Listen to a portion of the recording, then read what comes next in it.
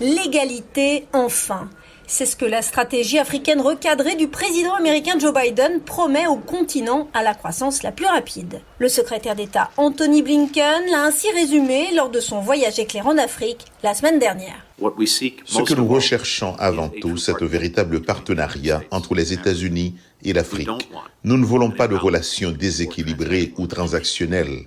Et notre engagement en faveur d'un partenariat plus fort avec l'Afrique n'est pas d'essayer de surpasser quelqu'un d'autre. Les observateurs de l'Afrique pointent toutefois le fait que deux pays occupent une place importante.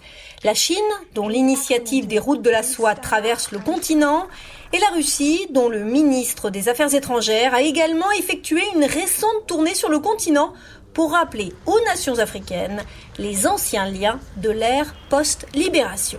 Je pense que le changement de rhétorique est important et aussi qu'il vise vraiment à contrer l'utilisation par la Chine du terme partenariat. Partenaire de développement économique, cela a bien été accueilli sur tout le continent africain en termes de respect. La Maison-Blanche dit que cela sera illustré plus tard cette année lors d'une refonte du sommet États-Unis-Afrique de 2014.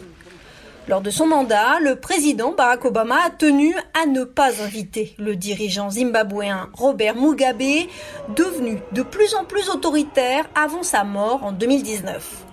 Et il n'est pas le seul dirigeant africain à être resté au pouvoir pendant plusieurs décennies, un défi à la politique américaine de démocratisation.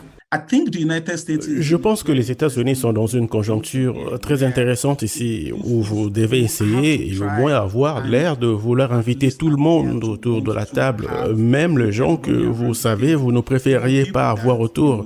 Je soupçonne donc qu'il y aura beaucoup de dirigeants africains là-bas. Et, dit-il, il y a un réel sentiment que cette politique, bien que matériellement peu différente des politiques précédentes, porte une note de vérité et de réconciliation. Ce que j'aime, c'est qu'il y a ce langage particulier à propos des États-Unis qui dit nous pensons que nous avons peut-être agi de manière déshonorante. Ils n'utilisent pas ce mot, mais quelque chose de similaire. Autrefois, nous n'avons pas toujours été fidèles à notre parole, mais nous voulons une page blanche. Alors, est-ce un nouveau départ ?